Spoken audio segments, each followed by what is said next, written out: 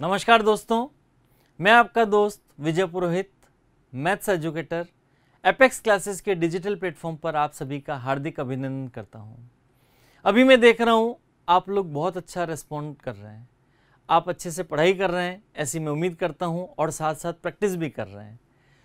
अब हम लोग अगला इम्पोर्टेंट पार्ट पढ़ेंगे, उपसारणिक एवं सहखंड। सबसे पहला काम तो हम करेंगे उपसारणिक और सहखंड पढ़ेंगे, इनसे रिलेटेड कुछ क्वेश्चंस करेंगे, और उसके बाद सबसे खास बात होती है मैथ्स में प्रैक्टिस। मैं केवल टॉपिक को पढ़ा के छोड़ना नहीं चाहता, मैं डेली आपसे कुछ न कुछ क्वेश्चंस की प्रैक्टिस करूंगा ताकि आप मैथ्स को केवल समझें नहीं, एंजॉय करें, प्रॉब्लम्स में एंजॉय करें, आपको अच्छा लगे कि कैसे क्वेश्चंस को अटेंड किया जाता है। तो पहले हम डिस्कस करते हैं उपसारणिक एवं सहखंड। अब पहला प्रश्न ये आता है कि उपसारणिक है क्या चीज। देखते हैं, ध्यान से देखें। प्रत्येक वर्ग मैट्रिक्स के संगत एक सारणिक होता है और हर सारणिक में हम सभी अवयवों का उपसारणिक ज्ञात कर सकते हैं। अब यहां ध्यान देने वाली बात है, हम रटेंगे कुछ नहीं, परिभाषा खुद बनाएंगे। देखते जाएं ध्यान से। मान लिया मेरे पास एक वर्ग मैट्रिक्स के संगत एक सारणिक दिया हुआ है, A11, A12, A13, A21, A22, A23, फिर A31, A32, A33। ये 3 क्रॉस 3 का एक सारणिक हमें दिया हुआ है। अब उपसारणिक का मतलब क्या है वो ध्यान से देखें। यदि हम किसी भी अवयव के संगत पंक्ति और स्तंभ को मिटा दें तो शेष बचे हुए सारणिक का मान उस अवयव का उपसारणिक कहलाता है। क्या मीनिंग है वो आप ध्यान से समझने का प्रयास करें। जैसे यहां पर मुझे दिया हुआ है ये पंक्ति और ये स्तंभ, इनको मैंने छुपा दिया, तो जो शेष बचा हुआ सारणिक है वो इस अवयव का उपसारणिक कहलाता है। इसे हम MIJ से निरूपित करते हैं। मान लिया मैं पहली पंक्ति में अवयव है A11, M11 ज्ञात करना चाह रहा हूं, तो इसके संगत पंक्ति और स्तंभ को छुपा देता हूं। देखते जाएं ध्यान से, इसके संगत पंक्ति कौन है, ये रही, और स्तंभ कौन है, ये रहा। इन दोनों को छुपा दिया मैंने।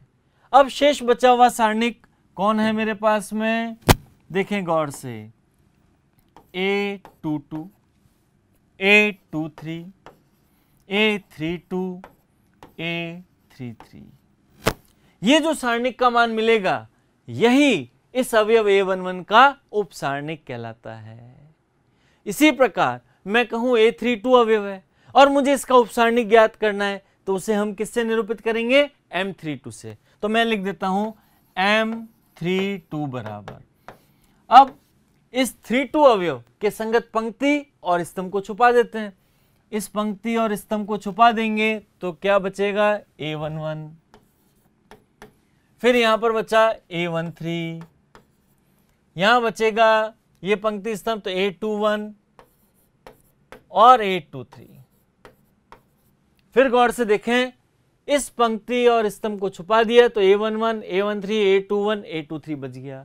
अब इस सारणिक को हल कर लेंगे, this into this minus this into this, तो हमें इसका मान प्राप्त हो जाएगा और जो मान मिलेगा वो कहलाएगा इसका उपसारणिक, A32 अवयव का उपसारणिक, जिसे हम M32 से निरूपित करेंगे। अब मुझे कोई भी अवयव कह दे, मैं प्रत्येक अवयव का उपसारणिक ज्ञात कर सकता हूं। ये जो अवयव प्राप्त होता है, ये जो संख्या मिलेगी वो इसका उपसारणिक कहलाता है। तो अब हम उपसारणिक को एक प्रश्न की सहायता से अच्छे से समझ लेते हैं। ध्यान से देखते जाएं। जैसे मुझे सारणिक दिया हुआ है A बराबर 3, 2, 1, 4, 6, -2, 7, 5, -1। अब मुझे कहा जाए सभी अवयवों के हमें उपसारणिक ज्ञात करने। सबसे पहले M11 ज्ञात करते हैं, और बड़ा आसान और इंटरेस्टिंग काम है M11। कुछ भी नहीं करना है, इसके संगत पंक्ति और स्तंभ को छुपा देते हैं। अब इसके संगत पहली पंक्ति पहले स्तंभ को छुपाया तो क्या पाया, 6 - 2 5 - 1। अब तो अटेंड कर लेते हैं, तो क्या मिलने वाला है, -6 + 10 इज इक्वल टू 4। ये मिल गया M11। फिर मैं ज्ञात करना चाह रहा हूं M12 मीन्स 2 का उपसारणिक, तो M12 मिल जाएगा मुझे, M12 बराबर, अब इसके संगत पंक्ति और स्तंभ को छुपा दें तो क्या मिलेगा, 4 -2 7 -1। यहां पर जो 2 है इसके संगत पंक्ति स्तंभ को छुपाया तो 4 -2 7 -1, तो M12 बराबर यहां मिल जाएगा -4 + 14 इज इक्वल टू 10। ये मिला M12। इसी ढंग से अब अगला चाहिए M13, क्योंकि हमें सभी अवयवों के उपसारणिक ज्ञात करने हैं। M13 मीन्स 1 का उपसारणिक ज्ञात करें, इसके संगत पंक्ति स्तंभ को छुपाया तो 4 6 7 5 4 6 7 5, तो क्या मिलेगा, 4 5 जा 20 -7 6 जा 42 इज इक्वल टू -22। ये मिल गया M13, ये मिल गया मुझे M12। इसी प्रकार अब मुझे क्या ज्ञात करना है, दूसरी पंक्ति के जो अवयव हैं उन सभी के उपसारणिक ज्ञात करने हैं। तो ज्ञात करते हैं, हम लिखेंगे M21। अब M21 दूसरी पंक्ति के अवयव हैं, उनके हम उपसारणिक ज्ञात करना चाह रहे हैं, तो इस अवयव के संगत पंक्ति स्तंभ को छुपा देंगे तो क्या प्राप्त होने वाला है, 2 1, इस पंक्ति स्तंभ को छुपाया 5 -1 is equal to -2 -5 is equal to -7। फिर इसी ढंग से मैं देखता हूं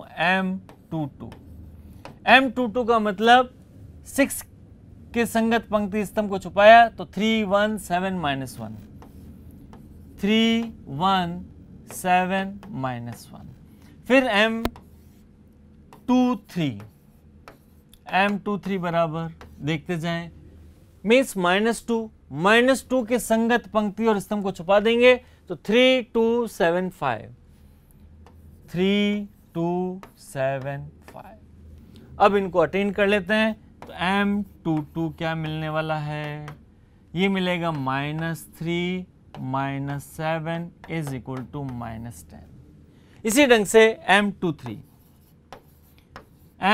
बराबर 5 3 जा 15 -14 इज इक्वल टू 1। अब यहाँ पर सबसे बड़ी गड़बड़ क्या होती है, कैलकुलेशन मिस्टेक करते हैं।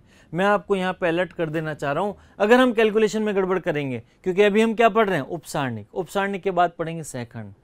सहखंड का उपयोग आता है सखंडज मैट्रिक्स एडजॉइंट ए निकालने में, और एडजॉइंट ए का उपयोग आता है ए इनवर्स निकालने में। ए इनवर्स का उपयोग आएगा समीकरण निकाय का हल ज्ञात करने में।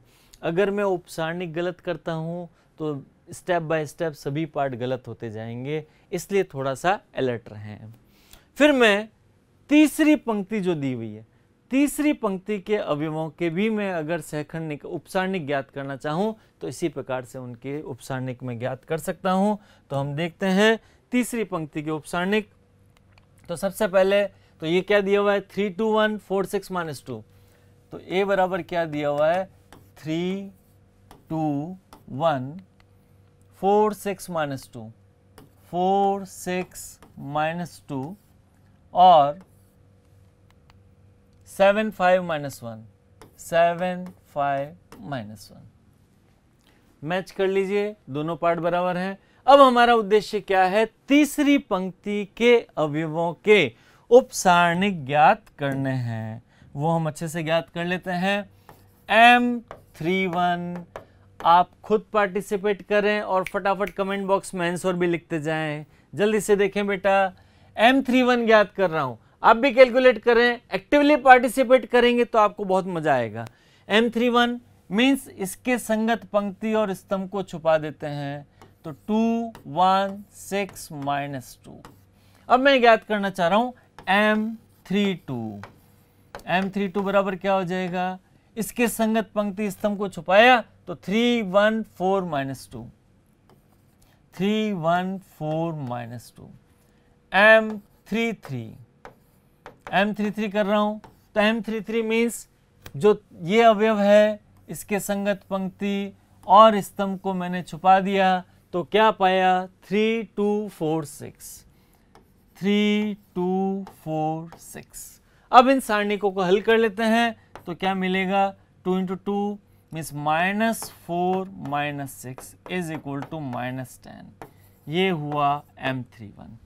M32 is equal to -6 -4 is equal to -10। ये भी वही मिला। और यहाँ पर क्या मिलेगा M33 का मान 6 3 जा 18 -4 2 जा 8 इज इक्वल टू 10। ये हुआ M33। ये मिला M32 और ये मिला M31। इस प्रकार हमने किसी भी दिए हुए सारणिक के सभी अवयवों के उप सारणिक ज्ञात कर लिए। ये पहला स्टेप है। अगला स्टेप आएगा सहखंड, और उप सारणिक में किसी तरह की गलती नहीं होनी चाहिए। ये था 3x3 का मैट्रिक्स और उसके संगत सारणिक। तो हमने सभी अवयवों के उप सारणिक ज्ञात कर लिए। अगर मुझे दिया जाए 2x2 का दे दें तो मैं कैसे करूंगा? मान लिया A बराबर 3 7 9 4। अब मुझे सभी अवयवों के उप सारणिक ज्ञात करने हैं, तो M11 कैसे ज्ञात करेंगे? M11 बराबर इसके संगत पंक्ति और स्तंभ को छुपा देने, तो कौन बच गया?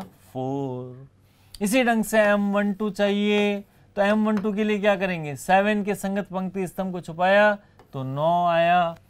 फिर मिला M21, इसके संगत पंक्ति और स्तंभ को छुपाया तो 7 आया। और M22 क्या मिल जाएगा? 3। 4 के संगत पंक्ति स्तंभ को छुपाया तो ये प्राप्त हो गया। इस प्रकार से हमने 2x2 हो चाहे 3x3 दोनों तरह के सारणिकों के लिए प्रत्येक अवयव का उप सारणिक ज्ञात करना सीख लिया। इसका अगला स्टेप आता है सहखंड। अब सहखंड क्या चीज है? उप सारणिक के आगे उचित निशान लगाने पर हमें सहखंड प्राप्त होते हैं। अब उचित निशान कैसे लगाने हैं वो भी हम अच्छे से समझते हैं। देखते जाएं। पहले परिभाषा को हम इंटरेस्टिंग बनाते हैं। यहां हम लिखते हैं Fij इज इक्वल टू -1 की घात i plus j into Mij। हम कॉन्सेप्ट डिस्कस करेंगे, परिभाषा खुद बनाएंगे, कुछ भी पार्ट रटेंगे नहीं। यहां मैंने समझने के लिए ये लिख लिया। अब यहां पर i का मतलब क्या है? पंक्ति। मीन्स कौन सी पंक्ति का अवयव है? j का मतलब हो गया स्तंभ। Mij का मतलब क्या हो जाएगा? उप सारणिक। और यहां पर Fij का मतलब है सहखंड। Fij का मतलब क्या है? सहखंड। अब मुझे निशान लगाने हैं। मैंने ये फॉर्मूला लिख दिया। हमने परिभाषा दी, उप सारणिक के आगे उचित निशान लगाने पर सहखंड प्राप्त होते हैं। उचित निशान कैसे लगाएं, उनका लॉजिक क्या है, वो ये पार्ट है। यदि मुझे 3x3 का सारणिक दिया है तो मैं कैसे लगाऊंगा, और 2x2 का दिया हुआ है तो कैसे लगाऊंगा? सारा का सारा बेस ये है। हम छोटी कक्षाओं में पढ़ के आ चुके हैं। -1 की घात सम संख्या क्या होता है? +1। और यदि मैं कहूं -1 की घात विषम संख्या, -1 की घात विषम बराबर क्या आ जाएगा? +1। अब यहां ध्यान से देखते जाएं। यदि मुझे 3x3 का सारणिक दिया है तो मैं कैसे अटेंड करूंगा?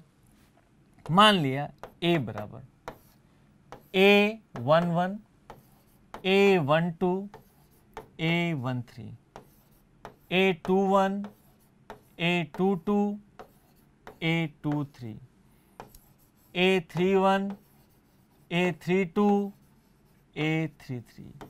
ये हमें दिया हुआ है 3x3 का एक सारणिक। और मुझे कहा जाए कि इसके सभी अवयवों के हमें सहखंड ज्ञात करने हैं, और सहखंड को हम Fij से निरूपित करते हैं। अब सेकंड कैसे ज्ञात करें? -1 की घात i plus j into m i j. हमने कहा उपसारणी के आगे उचित निशान लगा दो, और उचित निशान इस प्रकार से लगा सकते हैं, देखते जाएं। पहला अवयव a11 है, i कितना है 1, j कितना है 1। जो पहला अवयव है वो पंक्ति और दूसरा अवयव स्तंभ को निरूपित करता है, हमें पता है। तो यहां पर देखें, आप तो सिर्फ ये देख लें i प्लस जे कितना आ रहा है 1 + 1 2। सम है या विषम? सम। तो -1 की घात सम क्या हो जाएगा? प्लस। इसका मतलब यहां पे क्या लग जाएगा? प्लस। इसी प्रकार a12 i प्लस जे कैसा है? विषम। मीन्स यहां क्या लगा देंगे? Minus. 1 + 3 i plus j sum plus 2 + 1 विषम माइनस 2 + 2 सम प्लस, ये क्या हो जाएगा? माइनस 3 + 1 4 सम, इसका मतलब प्लस माइनस प्लस। सारा का सारा सिद्धांत ये है कि -1 की घात सम तो +1 और -1 की घात विषम तो -1। अब इस पूरे से कंक्लूजन क्या निकला, निष्कर्ष क्या निकला? तो अब हम क्या कंक्लूजन पे पहुंचे वो ध्यान से देखें। मैं इसको ऐसे लिख सकता हूं, एफ आई जे बराबर, यहां पर लिख दूंगा मैं एम आई जे। यदि i प्लस जे सम हो और इसी प्रकार से माइनस ऑफ एम आई जे यदि i प्लस जे विषम हो, ये कॉन्सेप्ट पूरा डिसाइड करता है कि कब हमें प्लस लेना है और कब हमें माइनस लेना है। इस प्रकार से हम लोग डिसाइड कर सकते हैं। अब इसको ध्यान से और समझें। जैसे मुझे क्वेश्चन दे दिया जाए 2 × 2 का या 3 × 3 का, तो उसकी सहायता से हम निशान लगाएंगे और उनको अटेंड करेंगे। पहले मैं एक क्वेश्चन लेता हूं, ध्यान से देखें। मुझे कह दिया a बराबर 3 7 2 5। अब मुझे कहा जाए सभी अवयवों के सहखंड ज्ञात कीजिए। हमें क्या देखना है? इसकी लोकेशन देखनी है, ये किस लोकेशन पे है।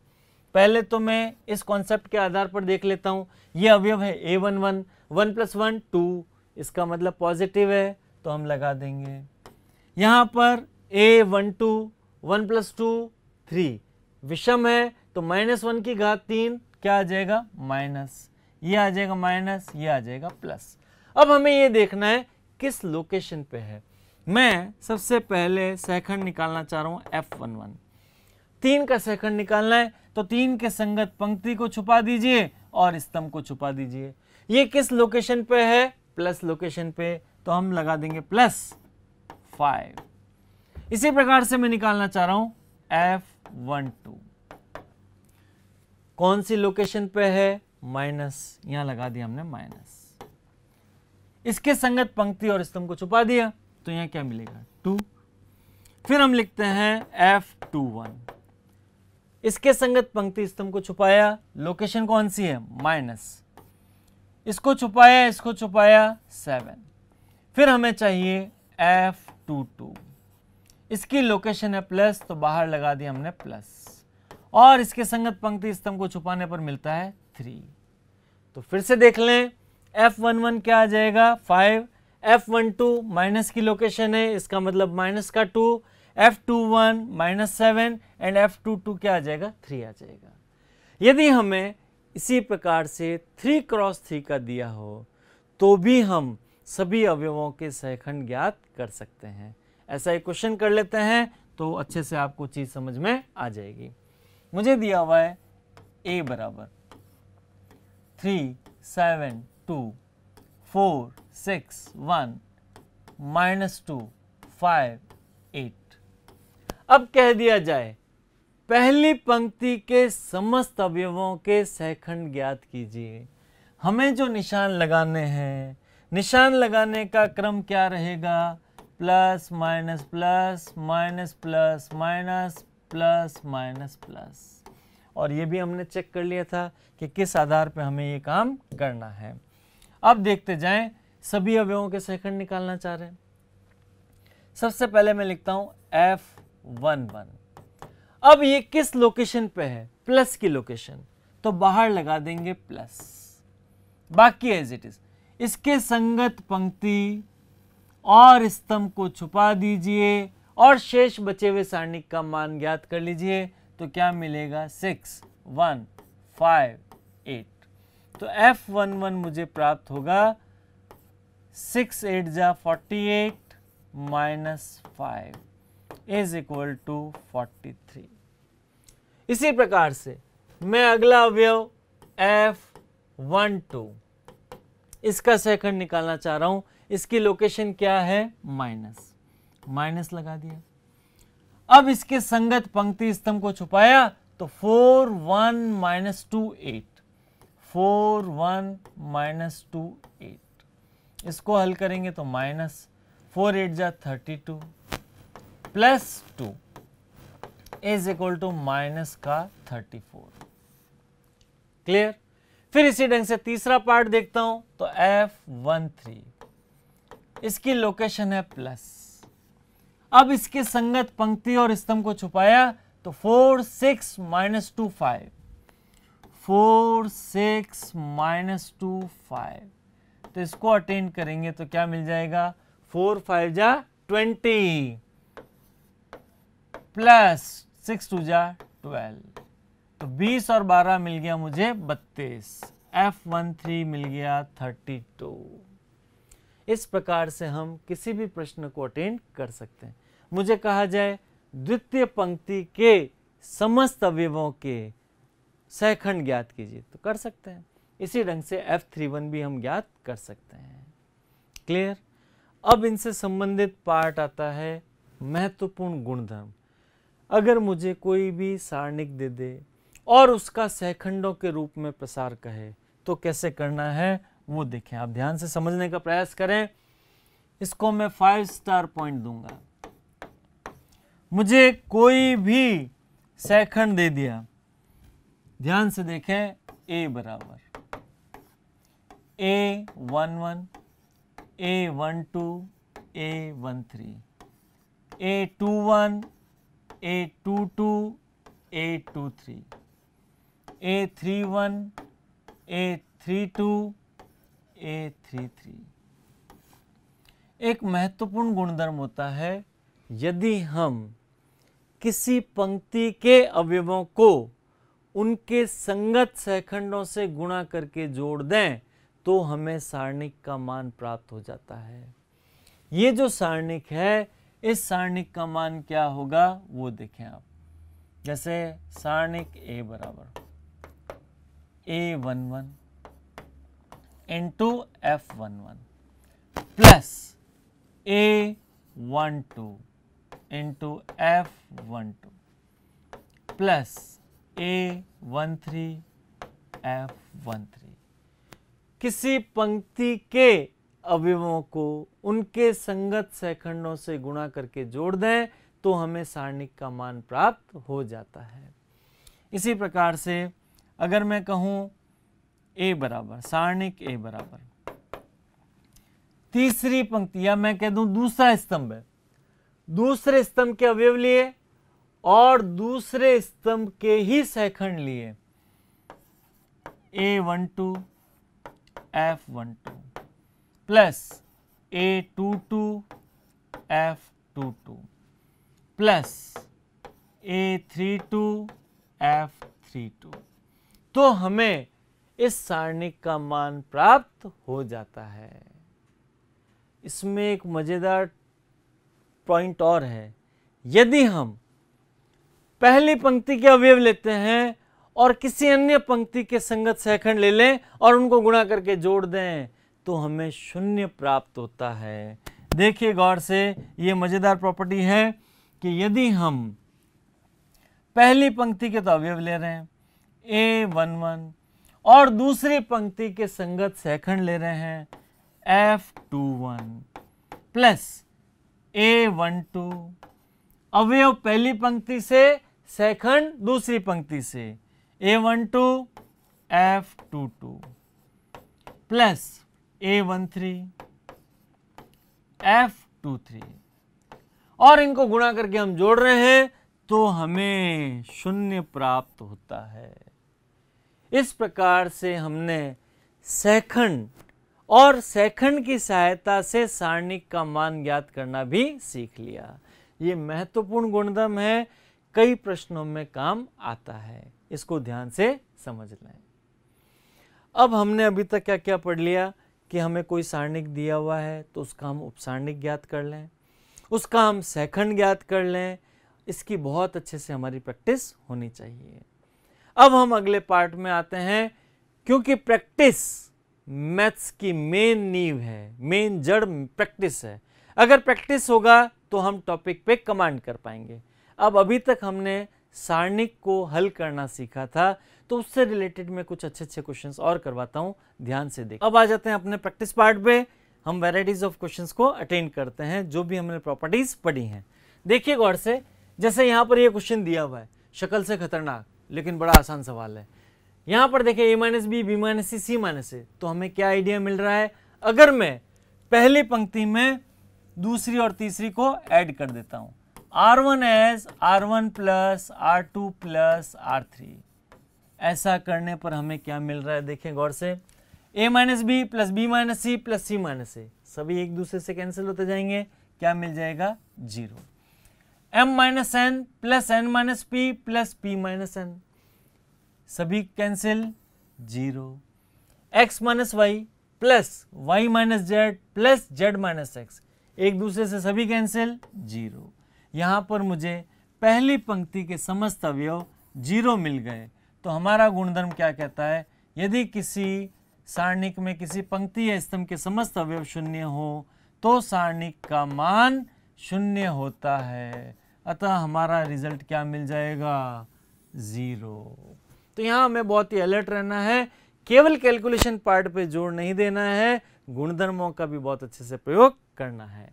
अगला प्रश्न देखते हैं, a plus b plus 2c a b c इस प्रकार से दिया हुआ है।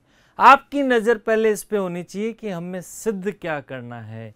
यहां मुझे सिद्ध करना है 2 times of a plus b plus c का होल क्यूब। अब यहां पर ये जो क्वेश्चन दिया हुआ है, कैसे a plus b plus c आ जाए, उस पर मुझे नजर रखनी है। ये देखिए, a plus b plus 2c है, यहां पर a है और यहां पर b है। अगर मैं पहले स्तंभ में दूसरे और तीसरे को जोड़ दूं तो मुझे क्या मिल जाएगा, वो देखें, c1 c1 plus c2 plus c3। हमने क्या किया, दूसरे और तीसरे स्तंभ को पहले स्तंभ में जोड़ दिया, तो क्या पाया, 2 times of a plus b plus c। देखिए गौर से, इसी प्रकार से दूसरे स्तंभ में भी एज इट इज c है, b plus c plus 2a और b दिया हुआ है, तो इनको भी इनमें जोड़ूंगा तो मुझे क्या मिल जाएगा, 2 times of a plus b plus c। ये भी मिल जाएगा 2 times of a plus b plus c।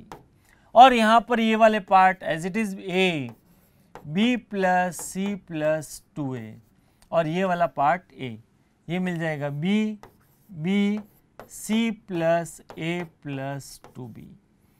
अब क्या कर लें, हम पहले स्तंभ से 2 times of a plus b plus c को कॉमन ले लेते हैं। तो यहां पर देखिए मैं क्या करता हूं, 2 times of a plus b plus c को कॉमन ले लेता हूं, 2 times of a plus b plus c common, कहां से, पहले स्तंभ से, तो क्या बच गया, 1 1 1। फिर यहां पर a b plus c plus 2a और यहाँ पर a, ये मिल जाएगा b c plus a plus 2b। अब हमें क्या करना है, इस पार्ट को आगे सॉल्व करना है। यहाँ पर 1 है, यहाँ भी 1 है। अगर मैं r1 में से r2 घटा देता हूँ तो मुझे एक 0 यहाँ मिल जाएगा, एक 0 यहाँ मिल जाएगा, जो कि हम नेक्स्ट स्लाइड में देखते हैं। तो ध्यान से देखते जाएं। सबसे पहली बात तो मेरे पास क्या है, 2 times of a plus b plus c, तो यहाँ लिख देता हूँ 2 times of a plus b plus c. अब यहाँ पर कौन था, 1ab, तो हम लिख देंगे 1ab। फिर कौन है, 1b plus c plus 2a और b, 1b plus c plus 2a और b। फिर कौन था 1a c plus a plus 2b, 1a c plus a plus 2b। ध्यान रखना पड़ेगा कोई मिस्टेक ना हो जाए। अब यहाँ पर देखिए, अगर मैं R1 में से R2 को घटाता हूँ, R1 S R1 minus R2, पहली पंक्ति में से मैंने दूसरी पंक्ति को घटा दिया तो हमें 2 जीरो मिल जाएंगे। तो 2 times of a plus b plus c, और यहाँ क्या मिला 1 minus 1 0, a minus b minus c minus ये आया। तो यहाँ पर क्या हो जाएगा a माइनस बी माइनस, तो माइनस ए बच जाएगा, तो b minus b minus c minus a, b minus b 0, बाकी सारा system as it is, b plus c plus 2a, और ये वाला पार्ट b, ये आ जाएगा 1a c plus a plus 2b। 2 zero मिल गए, बड़ा आसान काम है। अब तो साधारण तरीके से हम इसको अटेंड कर लेते हैं। तो क्या लिख देंगे 2 times of a plus b plus c 0। अब यहाँ पर ये क्या चीज़ है माइनस ऑफ b माइनस, तो इसको मैं क्या कर दूंगा माइनस ऑफ, तो minus minus plus a plus b plus c. अब इससे संबंधित पंक्ति और स्तंभ को छुपा दें तो क्या मिलेगा c plus a plus 2b minus b, तो ये क्या मिल गया 2 times of a plus b plus c बाहर पड़ा है, और इसके अंदर a plus b plus c गुणा c plus a plus 2b minus b means a plus b plus c, और जो हमारा रिक्वायर्ड रिजल्ट है मिल गया 2 times of a plus b plus c का होल क्यूब। अब पूरे सिस्टम को एक बार फिर ढंग से समझ लें। ये प्रश्न दिया हुआ था और ये हमें सिद्ध करना था। हमारी नज़र सिद्ध पे थी कि क्या सिद्ध करना है। हमने C1 है C1 plus C2 plus C3 किया। ऐसा करने पर पहले स्तंभ में 2 times of a plus b plus c common आ गया, हमने इस पार्ट को कॉमन निकाल लिया, ये 1 1 1 आ गया। अब यहाँ पर साफ दिख रहा है पहली पंक्ति में से दूसरी पंक्ति को मैं घटाता हूँ तो मुझे यहाँ भी 0 मिल जाता है और यहाँ भी 0 मिल जाता है। वो पार्ट हमने यहाँ पर अटेंड कर लिया। 2 0 मिल गए, फिर तो साधारण तरीके से प्रसार करना था और प्रसार करते ही हमारा रिक्वायर्ड रिजल्ट मिल गया। इसी ढंग से अगला क्वेश्चन देखते हैं। यहाँ दिया 1 1 1 YZ और ये सब देखा है। जैसे ये 1 मिला मजा आ गया, क्योंकि 1 माइनस 1 क्या होता है 0 होता है। अब यहाँ पर हम लोग क्या करते हैं, ये 3 पंक्तियां हैं, इनमें से एक पंक्ति को फिक्स कर देते हैं। जैसे मैंने R3 को फिक्स कर दिया, अपने दिमाग में एक चीज सेट कर लें, मैंने R3 को फिक्स कर लिया। अब R3 फिक्स है तो R1 माइनस R3, पहला स्टेप लगाना है R1 S R1 minus R3 तथा R2 एस R2 में चेंज कर रहे हैं R2 माइनस R3। ऐसा करने पर हमें क्या मिलेगा गौर से देखें। पहली पंक्ति में से तीसरी को घटाया 0, YZ माइनस XY, तो यहां पर दोनों में Y कॉमन है, Y कॉमन है तो क्या मिल जाएगा Z minus X, Y plus Z minus X minus Y, तो मिला Z माइनस X। इसी प्रकार से R2 माइनस R3 करें तो 1 माइनस 1 0, ZX माइनस XY, तो हम क्या करेंगे X कॉमन ले लेंगे और यहां मिल जाएगा Z minus Y, Z plus X minus X minus Y, तो X X गया तो Z माइनस Y। अब कौन बच गया 1 XY X प्लस Y। अब देखें गौर से, यहां पर ये चीज दी हुई है, ये Z माइनस Y है। अब यहां पर मैं देखूं Z माइनस X पहली पंक्ति से कॉमन आ रहा है और दूसरी पंक्ति से Z माइनस Y कॉमन आ रहा है, तो मैं लिख देता हूं R1 से Z माइनस X तथा R2 से Z माइनस Y कॉमन लेने पर। अब यहां पर हम कॉमन लेंगे तो देखते जाएं, R1 से Z माइनस X, तो मैंने यहां लिख दिया Z माइनस X, और R2 से क्या कॉमन लिया मैंने, Z माइनस वाई, तो Z माइनस वाई, ये कॉमन लेने पर क्या बच गया 0, ये भी 0 और यहां पर 1। अब यहाँ पे z माइनस एक्स देखते जाएं तो यहाँ क्या बच गया, y बचा और यहाँ पर बच गया 1। अब दूसरी पंक्ति से मैंने z माइनस वाई को कॉमन लिया तो कौन बचा, x और यहाँ 1, और यहाँ पर एक्स वाई है, ये एज इट इज पड़ा रहेगा, एक्स वाई और x प्लस वाई। जब हमें दो शून्य मिल गए तब तो बड़ा आसान काम है, हम यहाँ क्या करेंगे, पहले स्तंभ के सापेक्ष प्रसार करेंगे। पहले स्तंभ के सापेक्ष प्रसार करने पर तो C1 के सापेक्ष प्रसार, C1 के सापेक्ष प्रसार कर रहे हैं तो सावधानी पूर्वक देखें, z minus x, z minus y, 0 minus 0 plus 1, इसको छुपाया इसको छुपाया तो क्या पाया, y माइनस एक्स। क्लियर। अब यहां पर क्या हो, माइनस कॉमन, यहां पे z माइनस एक्स है, ये z माइनस वाई है, तो यहां हो गया z माइनस एक्स। इसको मैं लिख लूं minus of y minus z, और इसको लिख लेता हूं मैं minus of x minus y. Minus into minus क्या हो गया, प्लस, तो हमें रिजल्ट क्या मिल गया, x minus y, y minus z और z माइनस एक्स। यही हमें सिद्ध करना था। नेक्स्ट पार्ट आता है 0a स्क्वायर b। अब तकलीफ क्या होती है, स्टूडेंट्स अलग अलग तरह के सवाल देखते हैं और उनकी डरावनी शक्ल से घबरा जाते हैं। हमें घबराना नहीं है, हिम्मत के साथ काम लेना है, क्योंकि जो हमने प्रॉपर्टीज पढ़ी है उनसे बाहर तो कुछ भी नहीं जाना है, उन्हीं को अप्लाई करना है। आपको अलर्ट रहना है। ध्यान से देखें, यहां पर जो पहला स्तंभ आप देख रहे हैं, इनमें देखिए ए स्क्वायर बी, ए स्क्वायर सी, तो मैं पहले स्तंभ से ए स्क्वायर कॉमन ले सकता हूं, दूसरे स्तंभ से बी स्क्वायर और तीसरे स्तंभ से सी स्क्वायर कॉमन ले सकता हूं। तो यहां लिख देता हूं मैं R1 से ए स्क्वायर, R2 से बी स्क्वायर तथा R3 से सी स्क्वायर कॉमन लेने पर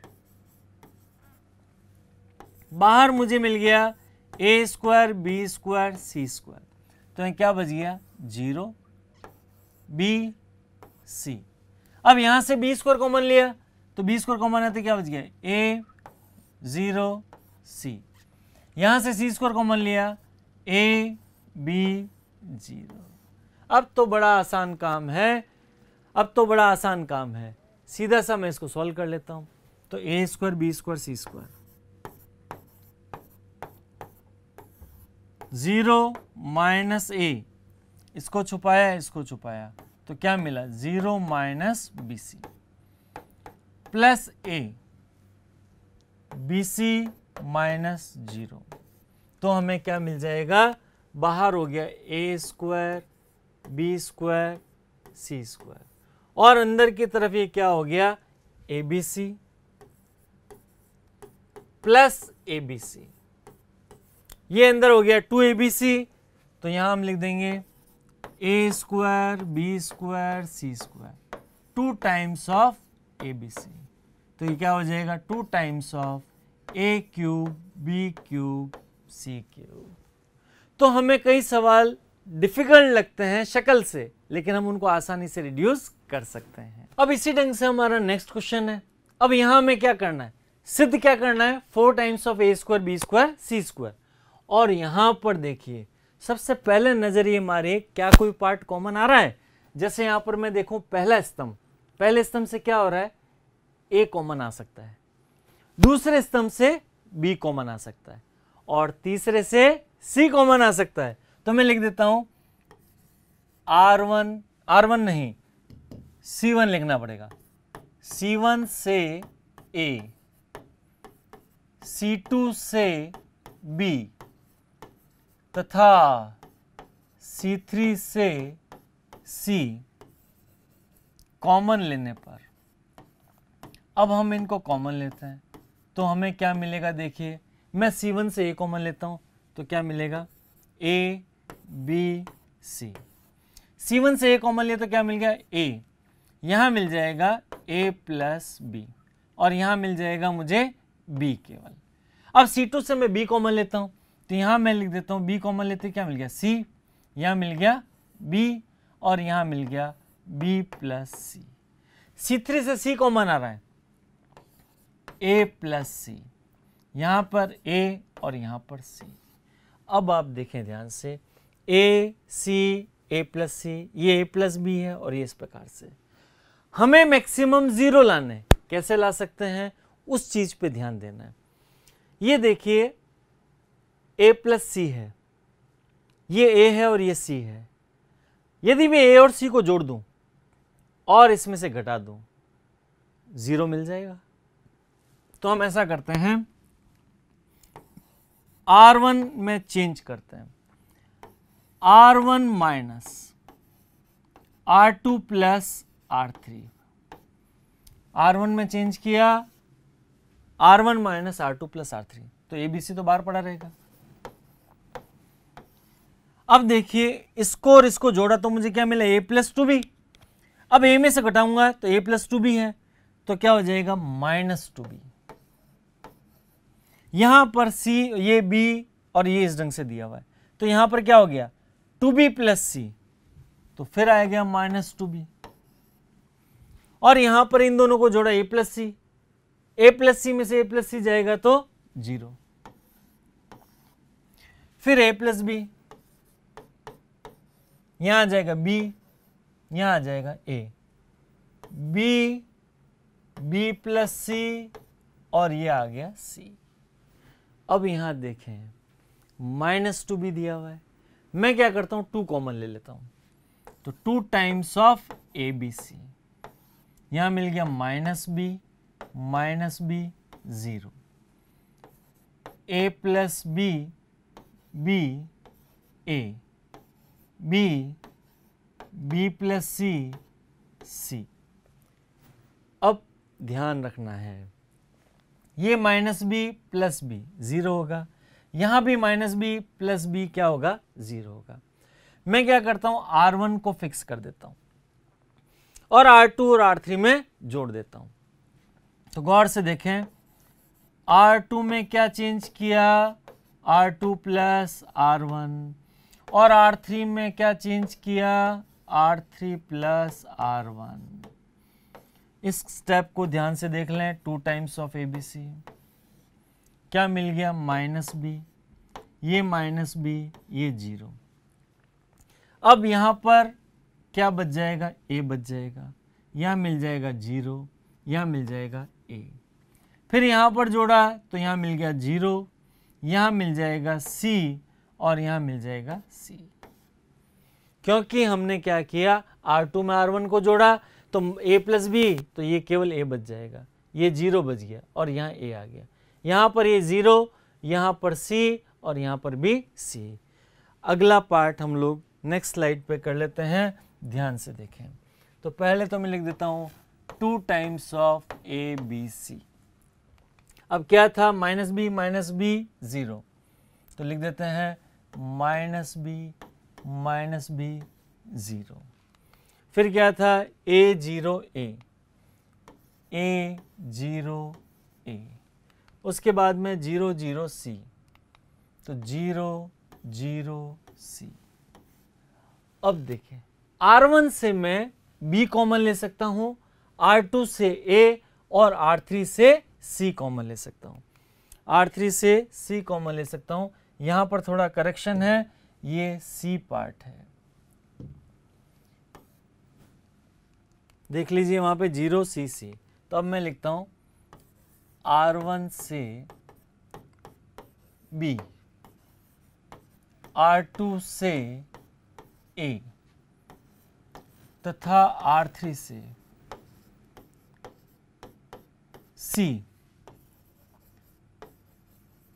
कॉमन लेने पर अगर हम ये कॉमन लेंगे तो हमें क्या मिलेगा, 2 times of a square b square c square.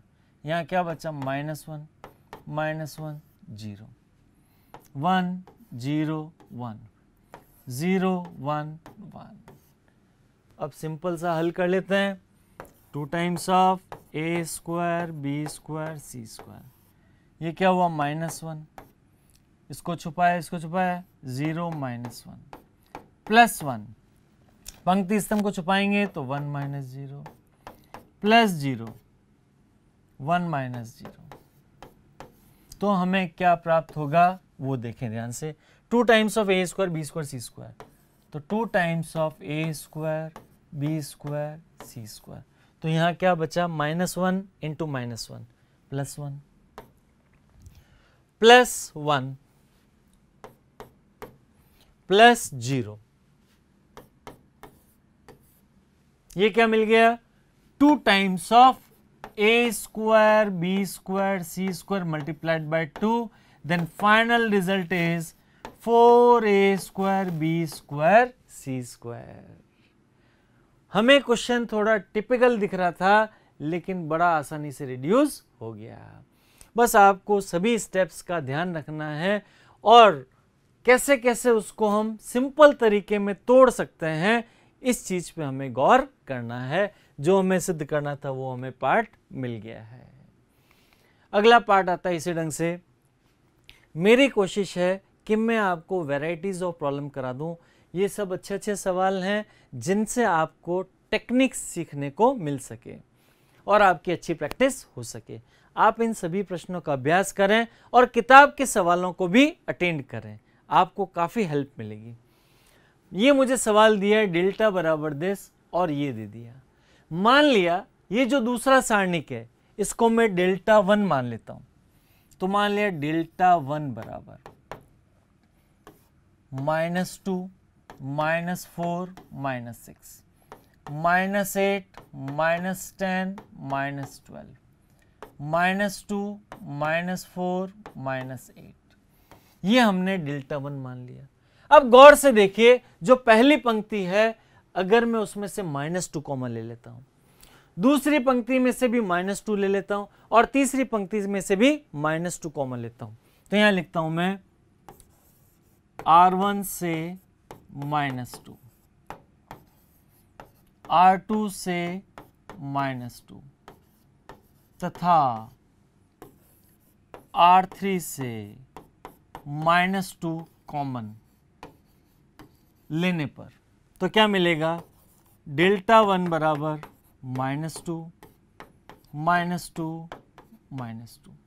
तो क्या बच गया, जैसे ही -2 कॉमन लूंगा तो क्या बच गया, 1 2 3। यहां क्या मिल जाएगा, जैसे -2 लूंगा 4 5 और यहां मिल जाएगा 6, यहां मिल जाएगा 1 2 4। तो डेल्टा 1 किसके बराबर आ गया मेरे पास में, डेल्टा 1 बराबर -2 × -2 × -2 मीन्स -8 इंटू डेल्टा, क्योंकि ये किसके बराबर दिया हुआ है, डेल्टा के बराबर दिया हुआ है।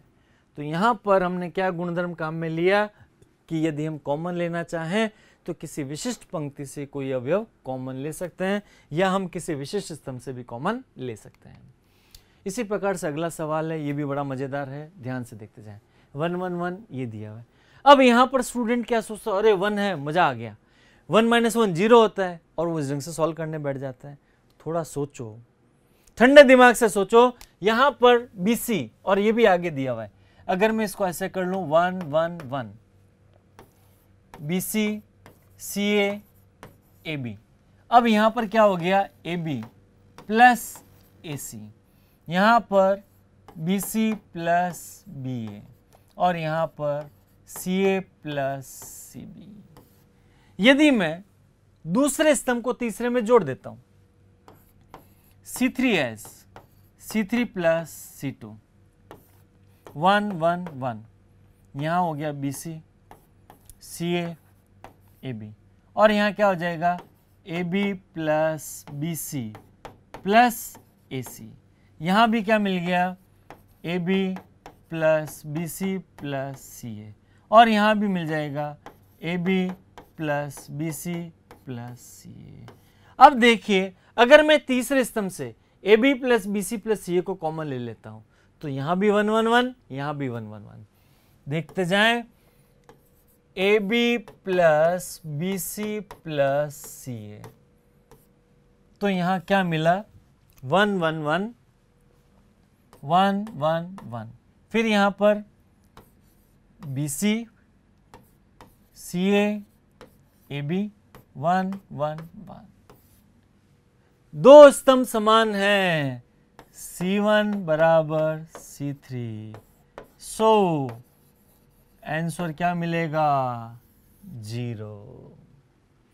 नेक्स्ट पार्ट देखें, ये सवाल दिया हुआ है, आप इसको आसानी से ट्राई कर सकते हैं। y प्लस जेड और इस ढंग से दिया हुआ है। अगर मैं, देखिए ध्यान से, x plus y plus z मुझे चाहिए, रिजल्ट में चाहिए, और मुझे यहाँ आसानी से मिल रहा है। अगर मैं C1 प्लस C2 कर दूं तो मुझे क्या मिल रहा है, x प्लस 2z मिल जाएगा, यहाँ x प्लस 2y मिल जाएगा। मिस बात नहीं बनेगी, तो मुझे अलग ढंग से सोचना पड़ेगा। यदि मैं R1 plus R2 plus R3 करता हूं, R1 S R1 plus R2 plus R3 करता हूं, तो क्या मिल गया 2 times of x plus y plus z. यहाँ मिल जाएगा x plus y plus z, और यहाँ भी मिल जाएगा x plus y plus z. बाकी सारा system as it is, z plus x, z x, x plus y, y z. अब मैं क्या करता हूँ, x plus y plus z को कॉमन ले लेता हूँ, तो x plus y plus z को कॉमन ले लिया मैंने। ऐसा करने पर ये मिल गया 2, ये मिल गया z प्लस एक्स, और ये मिल गया x प्लस वाई। यहाँ पर 1 z y 1 x z। अब मुझे 1 मिला हुआ है। यदि मैं ये C2 और ये C3, यहाँ भी 1 है, यहाँ भी 1 है, इन दोनों को जोड़ के इसमें से घटा दूं, z प्लस एक्स इसमें से घटा दूं, तो मुझे 2 0 मिल जाएंगे। देखते जाएं, C1 as C1 minus C2 plus C3। पहले स्तंभ में से मैंने दूसरे और तीसरे को जोड़ के घटा दिया, तो क्या पाया x plus y plus z. और यहां देखें, ये 2 है, ये 1 प्लस 1 है, इनमें से जोड़ के घटाया तो क्या मिल गया 0। ये z, ये x, इन दोनों को जोड़ के इसमें से घटाया तो z plus x minus Z plus x means 0। और यहां पर ये y और z है, तो x plus y minus y minus z, तो y से y चला जाएगा, तो क्या बच जाएगा x माइनस जेड। और बाकी सभी पार्ट एज इट इज, तो 1 1 z x y z। अब हम इसको अटेंड कर लेते हैं, पहले स्तंभ के सापेक्ष प्रसार करते हैं, तो x plus y plus z. C1 के सापेक्ष प्रसार, C1 के सापेक्ष प्रसार कर देते हैं हम लोग, क्या मिलेगा 0 minus 0 plus x minus Z. इस पंक्ति इस स्तंभ को छुपाया तो क्या पाया x माइनस जेड, और ओवरऑल हमें क्या मिल गया x plus y plus z into x minus z का होल स्क्वायर। तो साथियों, आपको ध्यान किस पे रखना है, हमें सिद्ध क्या करना है। जो सिद्ध करना है उसको दिमाग में रखते हुए अगर आप स्टेप्स लगाएंगे तो आप जल्दी से कंक्लूजन तक पहुंच जाएंगे। और ये काम एक दिन में नहीं होगा, डे बाय डे हम प्रैक्टिस करेंगे। आपको कोई भी क्वेश्चन मिले उस पर दिमाग लगाना है। क्वेश्चन नहीं हो रहा है, नर्वस होने की कोई ज़रूरत नहीं, हम आपके साथ हैं, हम मिलजुल के अटेंड करेंगे, कोई तकलीफ नहीं। आप अच्छे से step by step theoretical concepts को वापस देखें और ये देखें कि जो मैं चाह रहा हूँ वो प्रूव क्यों नहीं हो पा रहा, फिर ट्राई करें। फिर भी नहीं होता है, हम जरूर डिस्कस करेंगे। आज हमने जो भी पढ़ा वो आप अच्छे से समझ गए होंगे। अब आपकी ड्यूटी क्या है, आप सभी पार्ट्स को अच्छे से रिवाइज करें और उनका अभ्यास करें। Thank you very much. Subscribe करें हमारा apex classes edutech YouTube channel, साथ ही बेल आइकन को क्लिक करना बिल्कुल ना भूलें ताकि आगे आने वाले सभी यूट्यूब वीडियोस की अपडेटेड नोटिफिकेशंस सबसे पहले आपको मिले। Apex classes edutech, subscribe now.